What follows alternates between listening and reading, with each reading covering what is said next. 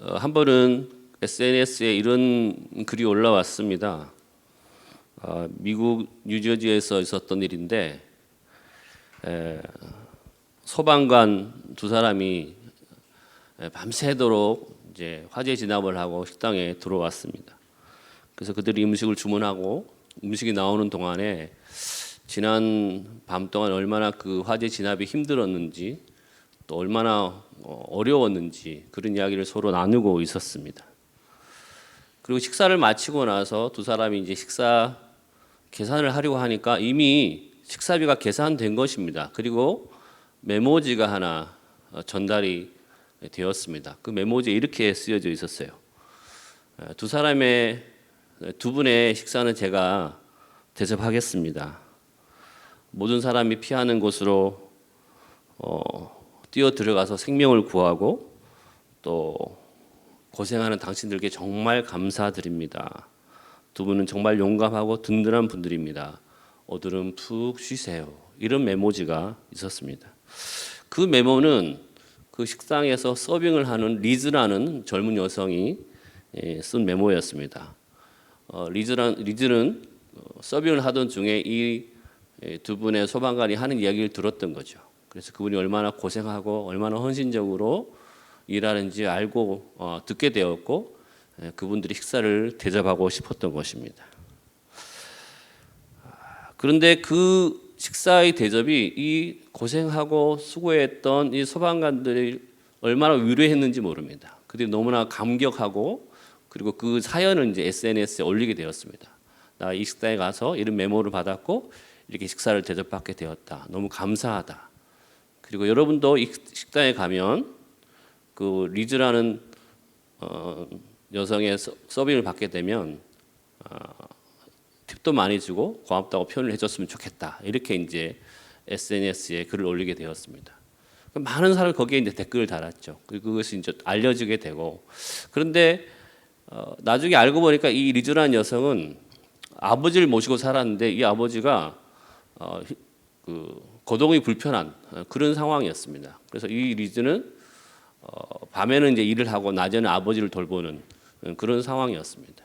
그래서 아버지 일을 하면서 그 아버지가 휠체어를 타는 그 휠체어를 실을 수 있는 밴 자동차를 사려고 돈을 모으는 중이었죠. 그런 사연이 있다는 것을 이 소방관들이 알면서 그 사연도 같이 올리게 되었습니다. 우리를 식사를 대접하고 참 위로가 되는 메모를 보냈던 그 리즈가 이런 사연이 있다. 이렇게 이제 SNS에 올리게 되었습니다. 그리고 이제 모금을 시작했습니다. 하루 만에 7만 달러가 거두어졌습니다. 실제로 필요한 돈의 한 4배 정도 되는 돈이 모아지게 되면서 이 사연들이 이제 알려지게 되었죠. 이 한 사람의 작은 위로의 행동이 이렇게 이제 엄청난 결과들을 가져오게 되었습니다.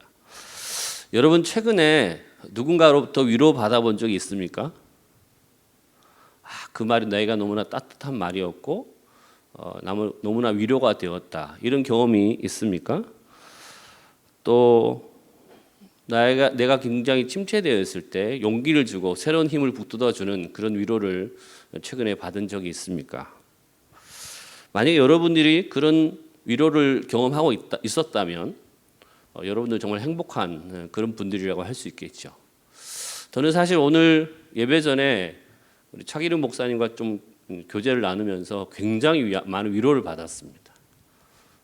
제가 이 말씀을 전하러 왔는데 이 말씀을 전하는 제가 오히려 많은 위로를 받고 용기를 얻고 도전을 받았습니다.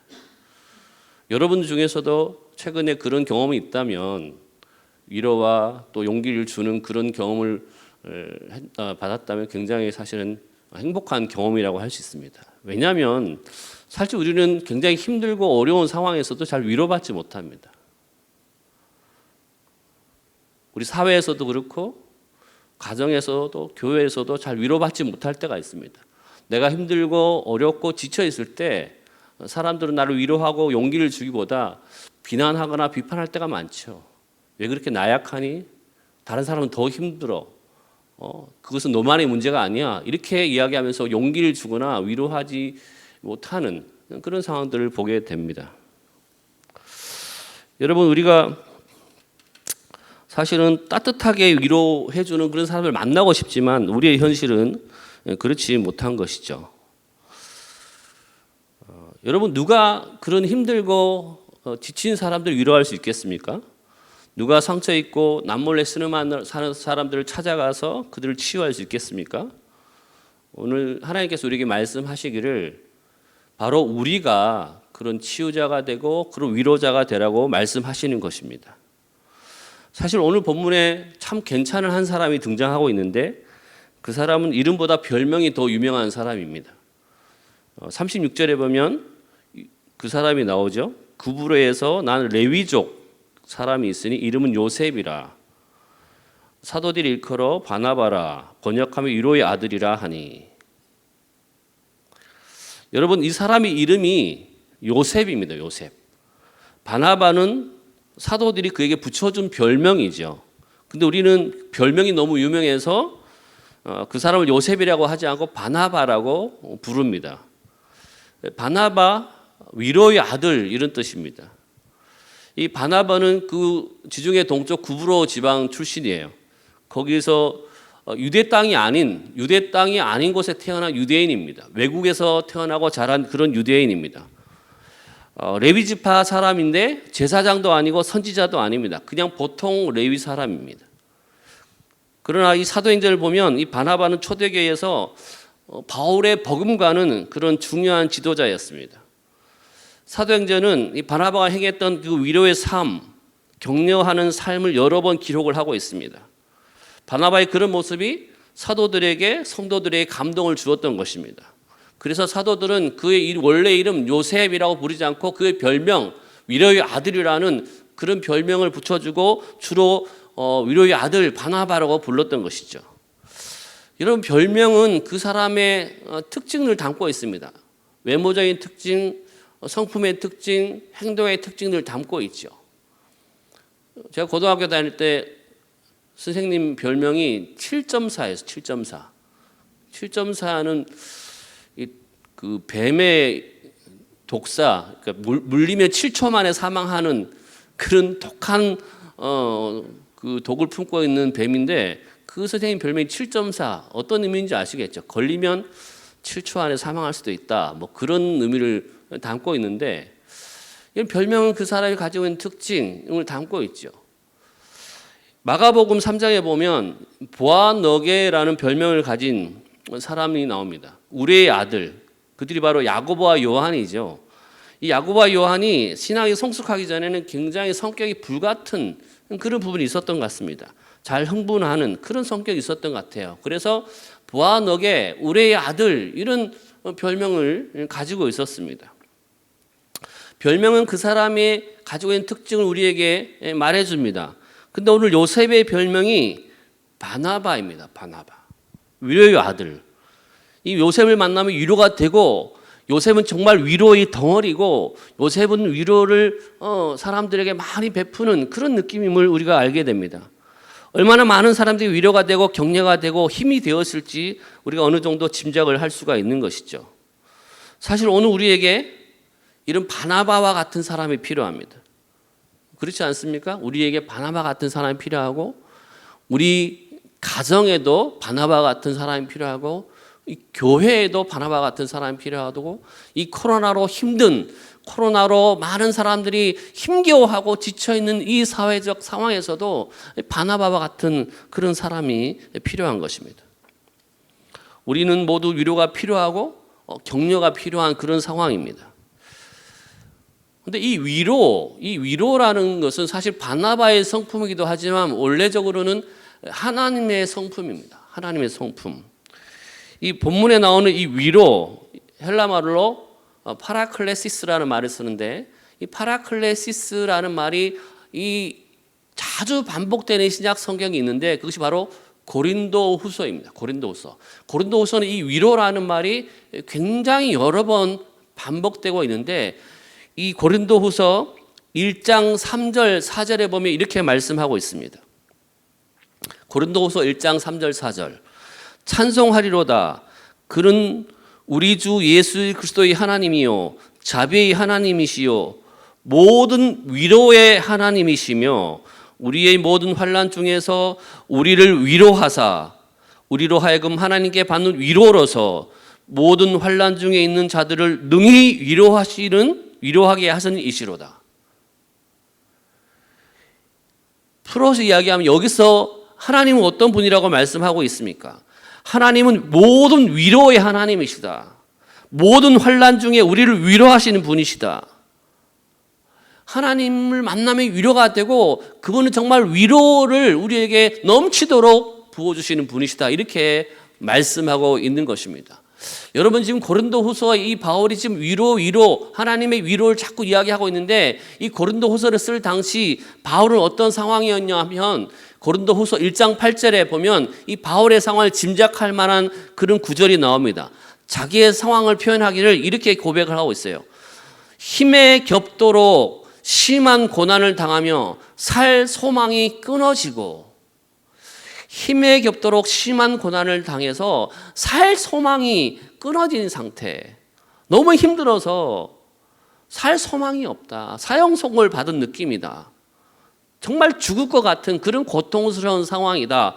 라고 자기의 상황을 이야기하고 있어요. 그런데 이런 상황에서 하나님은 그 바울을 찾아가서 위로하십니다. 그리고 바울을 그 위험에서 건져내시죠. 고난을 이기도록 소망을 주시고 용기를 주시고 그러한 가운데서 하나님만 의지하도록 하시고 그를 위로하십니다. 여러분 사실 우리가 고난이 없을 때가 별로 없습니다. 어려움이 없을 때가 별로 없습니다. 그런데 고난과 시련과 어려움이 아무리 크다 해도 위로가 더 크면 우리가 경험하는 위로가 더 크면 고난과 어려움 시련을 이겨낼 수가 있는 것입니다.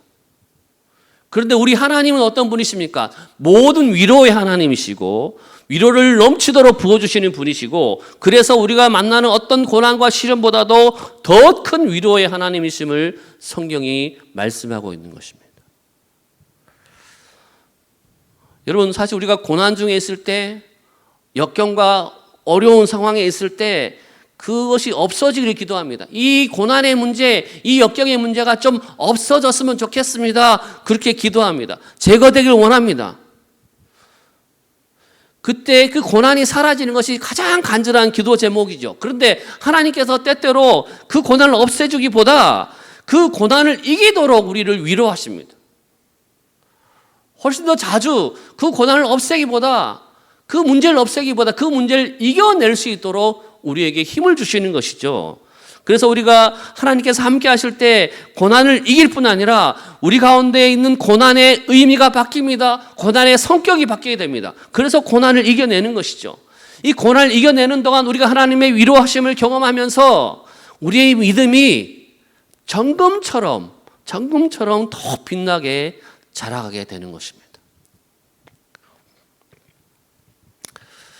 그런데 하나님께서 우리에게 위로를 주시는 목적이 있습니다.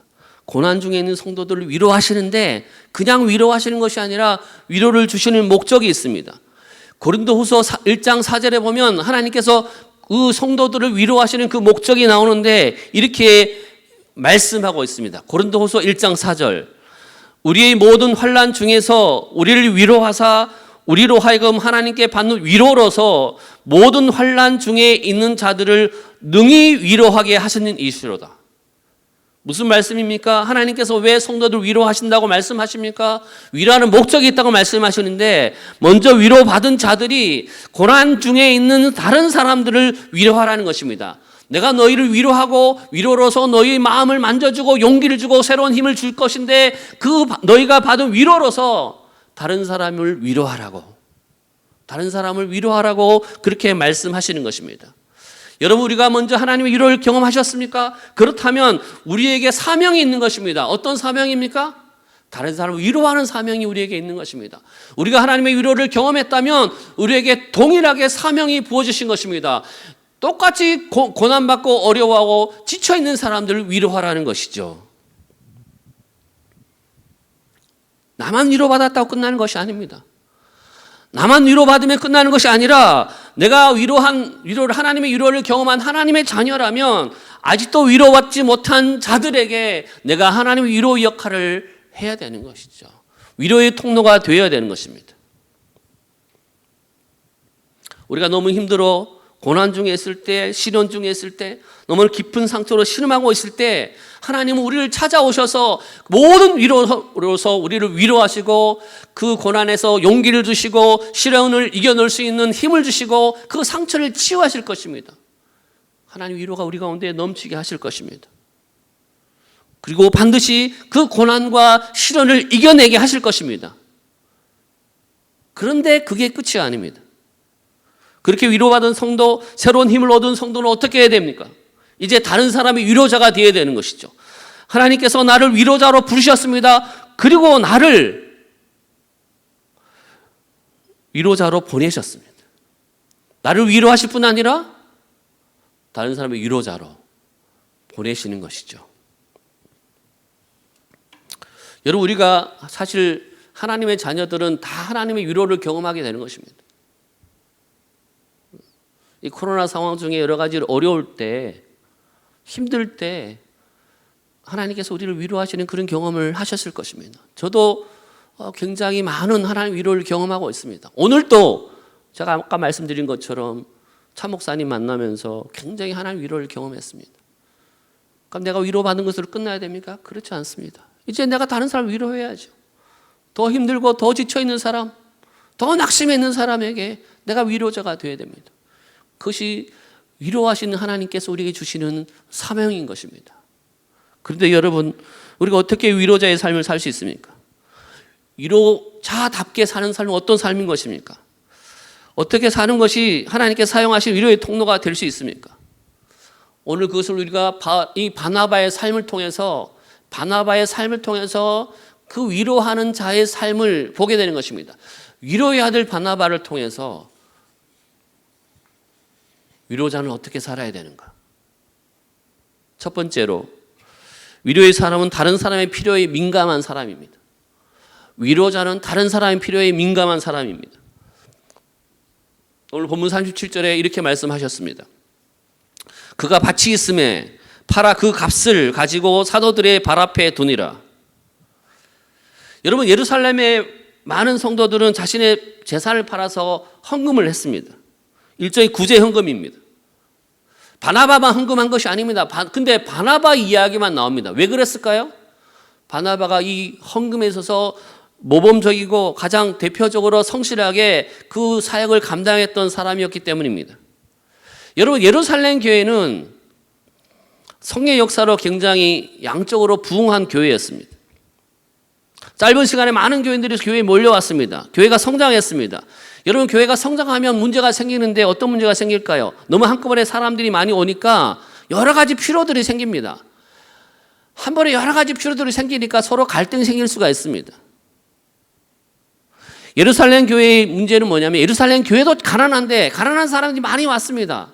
그래서 교회가 그 가난한 사람들의 그 필요를 채워주기를 원했던 것입니다. 그 가난한 사람들을 위해서 교회가 뭔가를 해야 되는 상황이었습니다. 그것이 바로 교회의 필요였는데 그 필요를 이 바나바가 본 것입니다. 그래서 이 바나바는 자기 소유를 팔았습니다. 그 판돈 전부를 사도들에게 내어놓았습니다. 그렇게 한 이유가 무엇입니까? 아나니아 삽비라도 그렇게 했는데 그 사람들은 공명심 때문에 자기 헌금을 하긴 했지만 자기 전 재산을 다 내놓지 않으면서 내놓았다고 말하는, 그래서 다 공명심 때문이었죠. 근데 바나바는 그런 공명심 때문이 아니었습니다. 넉넉한 가운데 너무 부유해서 남아 돌아서 바친 것도 아니었습니다. 여러분, 헌금을 신실하게 하는 사람들이 늘 부유한 사람들이 아닙니다. 가난하고 힘들고 어려운 사람들이 더 남을 돌아보게 되는 것도 우리가 자주 경험하게 됩니다. 바나바는 자기 소유를 팔았던 그 이유를 가난한 자들에게 조금이라도 더 위로가 되기 위해서 그렇게 했던 것이죠. 교회의 필요, 가난한 사람들을 위로하는 것이 교회의 필요였는데 바나바는 자기의 그 밭을 팔아서 그 가난한 사람들에게 조금이라도 위로가 되기 위한 그런 행위였습니다. 여러분, 위로의 사람이 이런 사람입니다. 다른 사람의 필요에 민감한 사람, 다른 사람의 필요를 외면하지 않는 사람, 다른 사람의 필요가 크게 보이는 사람, 그런 사람이 바로 위로의 사람이 되는 것입니다. 제가 1990년대 중반에 신학대학원을 다니고 있었는데 그때 교육전도사로서 사역을 하고 있었어요. 근데 제가 이제 사는 거처는 학교 기숙사였는데 그 기숙사가 굉장히 오래된 기숙사였습니다. 5층 건물에 제가 5층 끝에 있는 방에 살았는데 그 건물에 에어컨도 없었기 때문에 여름에는 너무너무 더웠습니다. 꼭대기니까, 여러분 꼭대기 사시는 분들 계실지 모르겠지만 꼭대기 층이 여름에 굉장히 덥습니다. 겨울에는 물론 춥습니다. 근데 겨울보다 여름이 더 견디기가 힘든 거죠. 그리고 그 방에 제 침대가 2층 침대였는데 2층 침대에 2층이 제 자리였으니까 밤에 누우면 그 낮에 그 뜨거운 열이 그대로 제 얼굴에 쏘여지는 것입니다. 그 열기가. 그러니까 여름에는 자고 나면 막 온몸이 땀이고 친구는 다 땀으로 젖는 그런 상황이었어요. 한 여름이었는데 주일날 이제 교회에서 사역을 하는데 이제 교사 회의하기 전에 집사님, 교사로 사역하시는 집사님이 묻습니다. 목사님, 전도사님, 어제 굉장히 더우셨죠? 그렇게 물어봤습니다. 그래서 제가 요즘 너무 덥습니다. 굉장히 더워요. 그렇게 하고 이야기가 끝났어요. 그 여름에 그런 이야기를 충분히 할 수 있는 지나가는 이야기였습니다. 근데 그 다음 날 월요일이었죠. 주일 사역을 마치고 식사 돌아와서 쉬고 있는데 아침에 전화가 왔습니다. 학교 앞에 우리 교회, 내가 사역하고 있는 교회 집사님이 살고 계셨는데 그 집사님께 전화가 왔습니다. 전도사님 오셔서 선풍기 가져가세요. 그래요. 선풍기. 웬 선풍기요? 그랬더니 그 부서에서 일하는 모 집사님께서 선풍기 오늘 아침에 가져왔습니다. 직접 기숙사에 가져다 드리려고 하니까 좀 민망해서 여기 맡겨놓고 갔어요. 가보니까 그 선풍기 책상 위에 올릴 수 있는 그 선풍기 때문에 제가 정말 기숙사 여름을 잘 날 수 있었는데 그 선풍기를 가져다 놓고 하신 거예요. 그냥 지나가면서 한 이야기였습니다. 굉장히 더웠어요, 어젯밤에. 근데 그 집사님이 그것을 놓치지 않고 이 사람이 그런 필요가 있구나. 내가 그 필요를 내가 채우고 싶다. 내가 그 정도는 할 수 있잖아. 그런 마음을 가졌던 것 같아요. 그런데 그 선풍기 받는 그 여름날 뜨거울 때 그 작은 선풍기가 제가 얼마나 기억에 남는지 몰라요. 한 30년 정도 30년 가까이 된 일인데 굉장히 위로가 됩니다. 지금도 기억에 날 만큼. 여러분 그렇습니다. 우리가 위로의 사람은 다른 사람의 필요에 민감한 사람인데 그 필요가 채워질 때 얼마나 많이 위로가 되는지 몰라요. 그래서 그 필요를 우리가 다른 사람이 어떤 필요가 가지고 있는지를 좀 민감하게 보고 또 귀를 기울이고 그 사정을 눈여겨볼 필요가 있습니다. 여러분 지금 우리가 코로나로 자주 만나지 못하니까 서로의 형편이 잘 모를 수도 있지만 그래도 조금 마음을 열고 귀를 기울이고 눈을 돌리면 어떤 형편에서 있는지 그 사람의 필요가 무엇인지 우리가 알아챌 수 있어요. 물론 우리가 다 할 수 없습니다. 많은 것을 할 수 없습니다. 근데 위로는 작더라도 자그마한 필요를 채울 때 큰 위로의 힘이 있습니다. 문제를 해결한다는 얘기가 아닙니다. 문제를 해결한다는 얘기가 아니라 위로의 사람이 되자는 것입니다. 위로의 통로가 되자는 것이죠. 자그마한 것 하나로, 말 한마디로. 그리고 또 하나, 이 위로의 사람은 어려운 상황에서도 사람을 믿어줍니다. 사람을 믿어주는 거예요. 여러분 요즘 같은 시대에 사람을 믿는다는 것은 참 바보 같은 일이죠. 사기 당하기 쉽잖아요. 그런데 이 위로의 사람은 사람을 믿어줍니다. 사도행전 9장에 보면 사울이라는 청년이 나오는데 이 사울이라는 청년이 바리새적인 열심을 가지고 예수 믿는 사람들 막 잡아다가 감옥에 가두고 또 굉장히 핍박을 가합니다. 그날 또 예수 믿는 사람을 잡으러 다메섹에 가고 있었어요. 근데 예수님 나타나셨죠? 그리고 이 사울은 예수를 만나고 회심을 하게 됩니다. 그리고 사울은 변화가 일어나게 되고 그 변화가 일어난 사울이 헬라 말로 바울이죠. 근데 이 회심한 사울이 이제 복음을 전하기 시작합니다. 예수를 만나고 그 자기의 감동과 자기의 그 열정을 가지고 복음을 전하기 시작하는데 문제는 교회에 가서 성도들과 교제하고 복음 사역을 같이 나누고 싶은데 한 사람도 자기를 믿어주는 사람이 없어요. 과거가 있기 때문에 그렇습니다. 예수 믿는 사람을 잡아 죽이려고 하고 괴롭혔던 그 과거 때문에 한 사람도 이 사울을 믿어주지 않습니다. 답답한 것이죠. 그런데 그때 이 사울을 믿어준 사람이 바로 바나바였습니다. 사도행전 9장 26절부터 보면 이렇게 기록을 하고 있습니다. 사울이 예루살렘에 가서 사도 제자들을 사귀고자 하나 다 두려워하여 그가 제자됨을 믿지 아니하니 바나바가 데리고 사도들에게 가서 그가 길에서 어떻게 주를 보았는지와 주께서 그에게 말씀하신 일과 다메섹에서 그가 어떻게 예수님의 이름을 담대히 말하였는지를 전하니라. 여러분, 지금 바나바가 이야기를 해줍니다. 사람들이 이 사울을 안 믿어주니까 바나바가 대신 이야기를 해줍니다.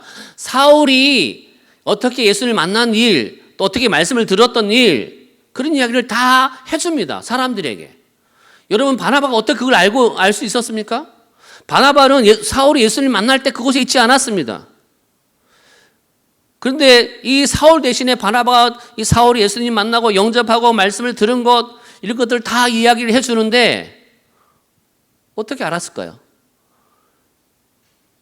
사울이 간증을 했겠죠. 바나바에게. 내가 이런 일이 있었습니다. 이렇게 예수님 만났습니다. 그래서 내가 회심하고 변화되고 이렇게 복음을 전하고 싶습니다. 교제하고 싶습니다. 그걸 다 전했겠지요. 근데 그 사람, 다른 사람 안 믿어줬는데 바나바를 믿어줍니다.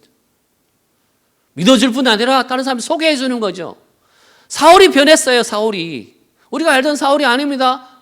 이제 완전히 변했어요.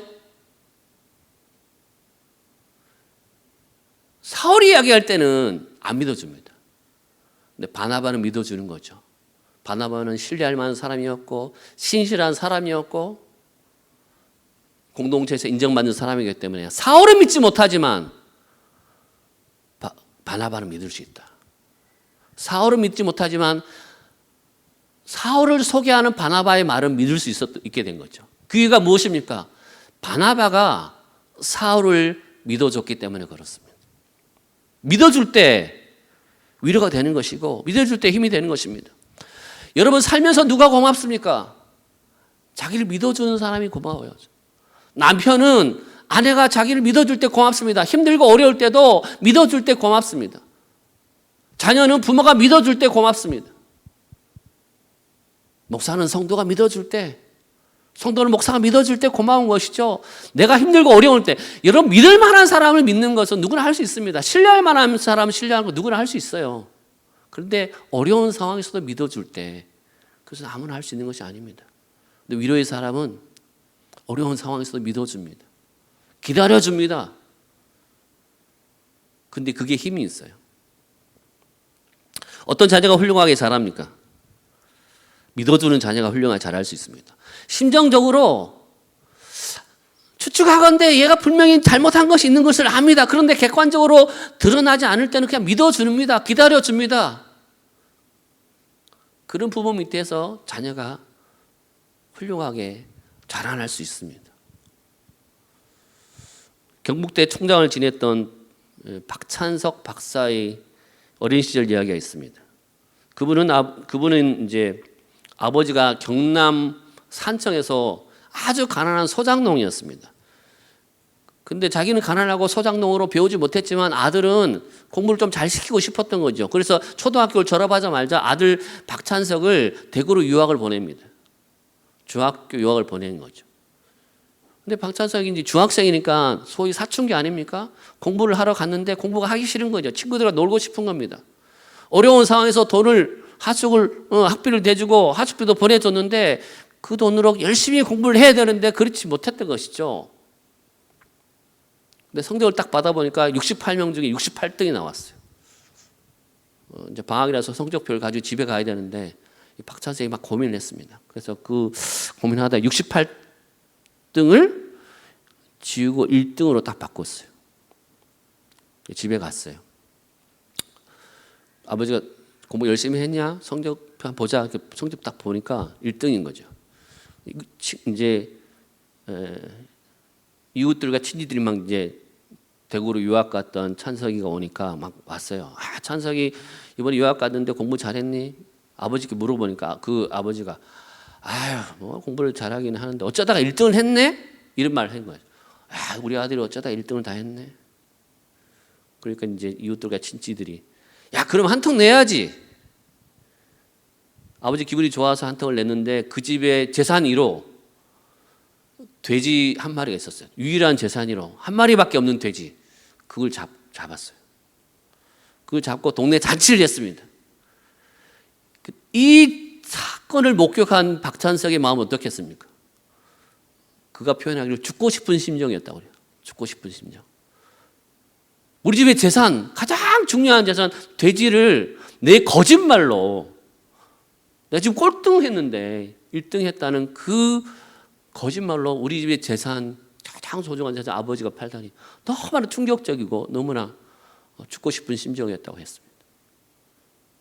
그리고 방학이 끝나고 학교로 돌아왔는데 그 마음이 바뀐 거예요. 공부를 해야 되겠다.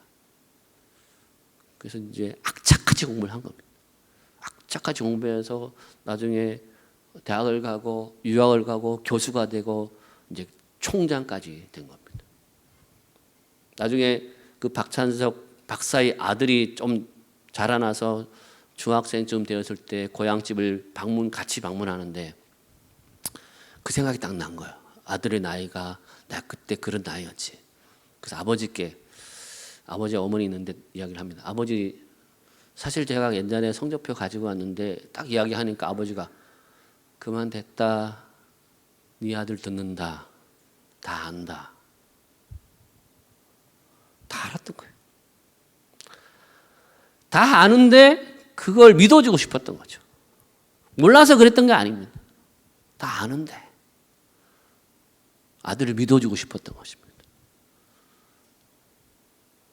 그것이 바로 아버지의 심정이었고 그 믿어줬던 그 아버지의 마음이 아들에게 전달되어서 그 어려운 위기를 잘 이겨낼 수가 있었던 것이죠. 여러분 그렇습니다. 위로의 사람은 어려운 상황에서 믿기 어려운 상황에서 믿어줍니다. 믿을 만한 사람을 믿는 거 누구나 할 수 있지 않습니까?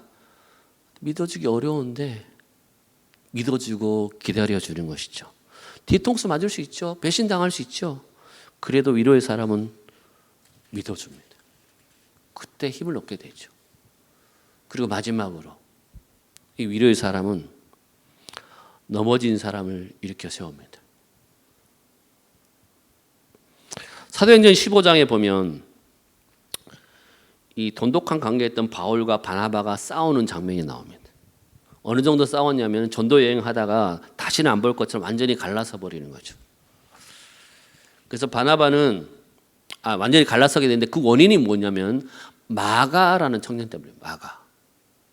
이 바울은 이제 전도 여행 가는데 마가를 데려갈 수 없다. 바나바는 데려가자. 이렇게 이제 서로 싸우게 되는 거죠. 근데 바울이 마가를 데려갈 수 없다는 이유가 있었어요. 같이 1차 전도 여행을 가는 중에 너무 힘들다고 이 청년 마가가 도망가 버린 겁니다. 얼마나 괘씸하겠어요. 근데 2차 전도 여행을 가는데 그 괘씸한 마음 때문에 바나바는 이번에 마가를 빼자. 나는 마가랑 같이 못 간다. 근데 바나바는 그래도 한 번 더 기회를 주자. 한 번 더 기회를 주자. 마가를 데려가자. 그것 때문에 싸우게 된 것입니다. 그리고 이제 갈라지게 된 거죠. 이 싸움이, 이 사건이 바울이 옳다, 또 바나바 옳다, 뭐 여러 가지 의견이 있을 수 있지만 옳은가를 따지기 전에 우리가 바나바에게 감사해야 될 부분이 있습니다. 만약에 그때 바나바가 그 실패했던 선교지에서 떠나버렸던 그 마가를 다시 이렇게 세우지 않았다면 우리는 정말 중요한 그 마가복음을 만나지 못했을 것입니다. 그때 마가는 실패한 사람이었죠. 그때 마가는 실패가 분명한 사람이었습니다. 그러나 바나바가 마가를 위로하고 다시 격려했기 때문에 마가는 다시 일어설 수가 있었습니다. 다시 기회를 받을 수가 있었습니다. 결국 마가복음을 기록하는 놀라운 주님의 사람이 된 것입니다. 나중에 바울도 이것을 깨닫고 로마의 감옥에서 디모데 후서를 쓰면서 디모데에게 이런 부탁을 하죠. 디모데 부탁을 하면 네가 올 때에 마가를 데려오라. 저가 나에게 유익한 사람이라. 마가는 마가복음도 쓰고 많은 사람이 유익한 사람이 됐습니다. 심지어 자기를 반대했던, 자기를 포기했던 바울에게도 유익한 사람이라고 인정을 받고 있어요. 무엇 때문입니까? 실패하고 좌절하고 낙심했을 때 그를 일으켜 세우는 바나바가 있었기 때문에 그래요. 여러분, 사실 우리 가운데 이렇게 넘어져 보지 않은 사람이 누가 있겠습니까? 다 넘어져 본 사람들입니다. 하나님 마음에 합한 다윗도 넘어진 자였습니다. 예수님의 수제자 베드로도 넘어진 사람이었습니다. 우리는 다 허물이 많고 잘 넘어진 사람들입니다. 그렇기 때문에 이 위로자는 넘어진 사람을 일으켜 세우는 그런 역할을 해야 되는 거죠. 특별히 교회는 넘어진 사람들을 일으켜 세워주는, 실패한 사람들 다시 일으켜 세워주는 그런 역할을 해야 되는 것이죠. 위로자는 넘어진 사람을 다시 일으켜 세워주는 사람인 것입니다.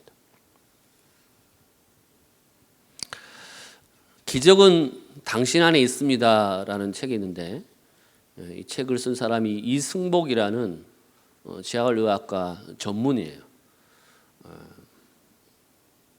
그 미국 존스 홉킨스 병원 재활의학과 의사인데 이 사람이 어릴 때 8살 때 부모와 함께 이민을 가게 되었는데 이민 가서 너무 외롭고 힘든 상황에서 체조를 배우게 되었습니다. 그런데 체조에 남다른 능력이 있었어요.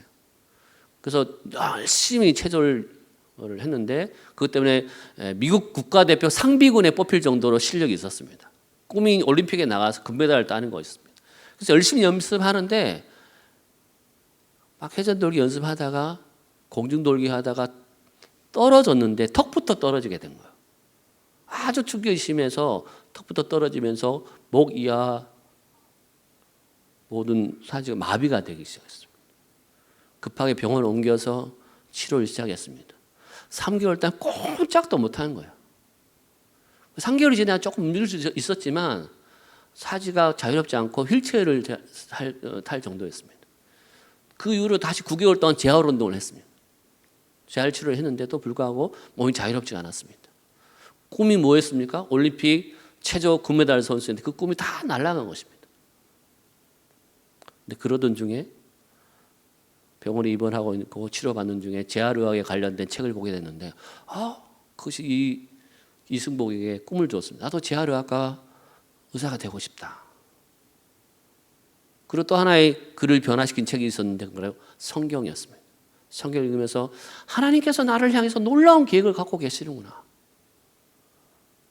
나도 하나님의 계획 가운데 있고 나를 향한 하나님의 놀라운 계획이 있구나 하는 것을 발견하게 되었어요. 그래서 꿈을 가지고 의대를 준비하기 위해서 공부를 하는데 뒤에 다 말리는 거죠. 너는 의대를 가도 의사가 될 수 없어. 그런 몸을 어떻게 수술하니? 손도 자유롭지 않은데 어떻게 수술해? 휠체어 타고 다니면서 어떻게 환자를 돌보겠니? 가족들조차 반대했습니다. 그래서 그가 결국은 이제 보건행정과 관련된 대학원에 들어가게 됐는데 이쪽 분야라도 일을 좀 해보자 해서 보건대학원에 들어갔는데 로젠 필드라는 학장이 있었습니다. 그 학자가 이제 면담하는 시간에 자기가 사실 이런 사연이 걸쳐서 보건대학에 왔는데 사실은 의사가 되고 싶어서 의대에 가고 싶었다. 근데 그걸 못해서 여기 왔다. 그랬더니 그 학장이 누가 휠체어를 타고 있으면 의대에 가지 못하고 의사가 될 수 없다고 이야기했냐? 그렇지 않다. 너 같은 열정이 있고 너같이 성실함이 있으면 충분하게 훌륭한 의사가 될 수 있다. 네가 의대에 가려고 마음만 먹으면 내가 추천서를 써주겠다. 그래서 용기를 얻었어요. 그리고 그가 그 추천을 받아서 의대에 진학하게 되었고 다트머스 대라는 아주 좋은 의과대학에 진학하게 되었고 나중에 좋은 의사가 되었습니다. 여러분, 그 낙심했던 청년 이승복, 자기의 꿈이 깨어지고 소망이 없는 그 상황에서 그가 다시 일어날 수 있었던 이유가 무엇입니까? 그에게 바나바가 있었던 것이죠. 로젠필드라는 바나바가 있었기 때문에 그가 다시 일어설 수가 있었습니다. 여러분, 그렇습니다. 위로의 사람은 실패하고 넘어진 사람을 일으켜 세워줍니다. 그런 사람이 바로 이 로젠필드 같은 사람이 바로 바나바 같은 사람이고 위로의 사람이 되는 것이죠. 사랑하는 형제 자매 여러분, 우리는 모두 위로가 필요한 사람들입니다. 위로가 필요 없는 사람이 누가 있겠습니까? 성경에서 말하는 참된 위로는 그냥 어린아이에게 젖을 주듯이 달래는 정도가 아닙니다. 성경이 말하는 위로는 잠자는 자를 깨우는 것입니다. 연약한 무릎을 이렇게 세우는 것입니다. 이렇게 위로의 삶은 절망의 사람을 위대한 소망의 사람으로 변화시키는 것입니다. 여러분, 지금 너무 힘든 상황이죠.